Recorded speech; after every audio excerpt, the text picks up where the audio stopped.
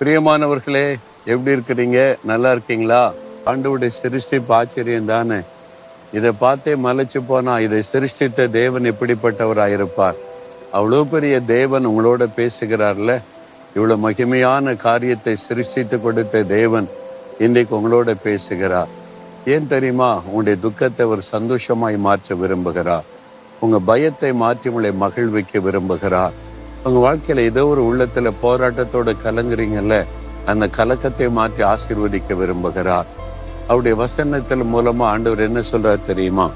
138 சங்கீதம் 7வது வசனத்துல ஒரு பக்தன் சொல்லுகிறார், நான் துன்பத்தின் நடுவில் நடந்தாலும் நீர் என்னை உயிர்ப்பிப்பீர். தாவீது என்ற பக்தன் ஒரு அழகான ஜெபம் செய்கிறார். ஆண்டவரே, நான் துன்பத்தின் நடுவில் நடந்தாலும் நீர் என்னை உயிர்ப்பிப்பீர். நான் அமிழ்ந்து போக மாட்டேன், அழிஞ்சு போக மாட்டேன், அந்த துன்பத்துல மூழ்கி போக மாட்டேன், என்னை தூக்கி எடுப்பீர் என்பதாய் சொல்லுகிறார்.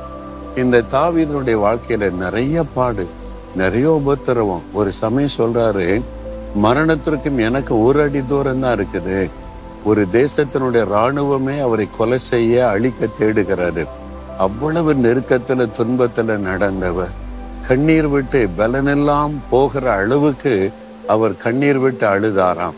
அந்த மாதிரி பாடுகள் மத்தியிலே நடந்த ஒரு மனிதர் தான் சொல்லுகிறார், நான் துன்பத்தில் நடுவில் நடந்தாலும் நீர் என்னை உயிர்ப்பிப்பீர். ஆண்டவர் உயிர்ப்பித்து ராஜாவாக உயர்த்தி பெரிய ஆசீர்வாதமாய் கர்த்தர் மாற்றினார்.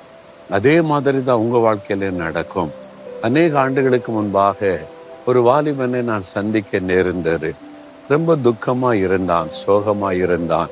அவனோட பேசும்போது, ஏன் நீங்க எப்போ உங்களை பார்த்தாலும் துக்கமாவே இருக்கிறீங்க, சோகமாவே இருக்கிறீங்க, ஏதோ பறிகொடுத்தமா இருக்கிறீங்க, ஏதாவது உங்களுடைய உள்ளத்துல இருந்த பாரன்னு சொல்லுங்க, நான் என்னால முடிந்த உதவி செய்கிறேன்னு சொன்னேன்.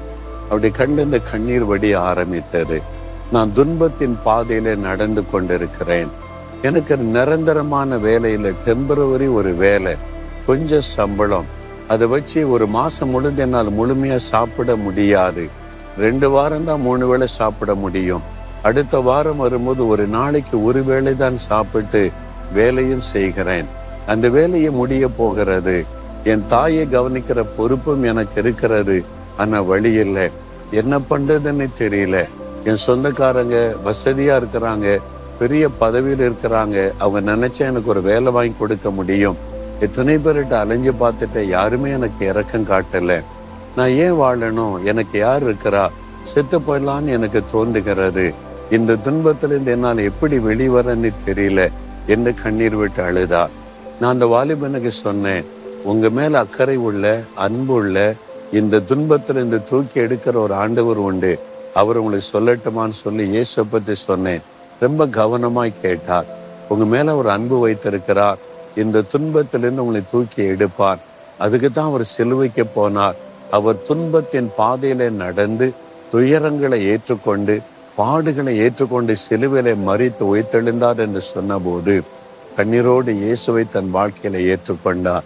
இந்த இயேசு எனக்கு வேணும், அவர் எனக்கு உதவி செய்வார்ல, அவருக்கு என் வாழ்க்கையில இடம் கொடுக்கிறேன்னு இடம் கொடுத்தார். ஜெபம் பண்ணி முடித்த உடனே நான் ஒண்ணுமே சொல்லல, பாக்கெட்ல இருந்த சிகரெட் அவரே கசக்கி தூர எறிந்து, இனி இயேசுதான் என் வாழ்க்கையில எல்லாமேன்னு சொல்லி ஒப்பு கொடுத்தார்.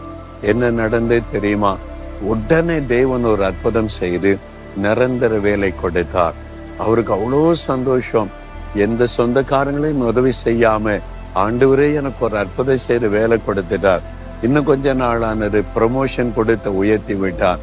மேலும் மேலும் உயர்த்தி கர்த்தர் ஆசீர்வதித்து விட்டார். சந்தோஷமா சொன்னார், என் இயேசுவை மறக்க மாட்டேன், நான் வேலை நேரம் போக மற்ற நேரெல்லாம் இயேசுவை மற்றவர்களுக்கு அறிவிக்கிறேன் என்று மகிழ்ச்சியோடு சொன்னார். துன்பத்தின் பாதையில நடக்கிறீங்களா? உங்களை தூக்கி எடுக்கிற ஒரு ஆண்டவர் உங்களோடு பேசுகிறார். இந்த துன்பம் நிரந்தரமானது அல்ல, இந்த துக்கம் நிரந்தரமானது அல்ல, இந்த வேதனை உங்களுக்கு நிரந்தரமானது அல்ல.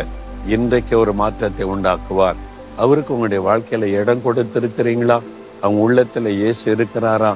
அவர் கேட்பதெல்லாம் உள்ளத்துல எனக்கு இடம் கொடு, அவ்வளவுதான். உங்க பணத்தையோ பொருளையோ அவர் கேட்கவில்லை.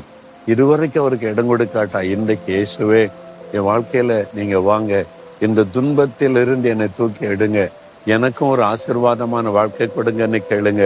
கட்டாயம் அற்புதம் செய்வார். ஜெபிக்கலாமா? இருதயத்துல கை வைக்கிறீங்களா? இயேசுவே, என் துன்பத்தின் பாதையிலும் இதிலிருந்து என்னை தூக்கி எடுத்து என்னை உயர்த்த நீர் வல்லமுள்ள தேவன் என்பதை அறிந்து கொண்டேன். என் வாழ்க்கையில நீங்க வாங்க, எனக்கு இந்த துன்பத்துல இந்த விடுதலை கொடுங்க, என்னையும் உடைய வாக்குத்தத்தத்தின்படி உயர்த்துங்க, தூக்கி நிறுத்துங்க. இன்றிலிருந்து என் வாழ்க்கையில் ஒரு மாற்றத்தை நான் எதிர்பார்க்கிறேன். இயேசுவின் நாமத்தில் ஆமேன், ஆமேன்.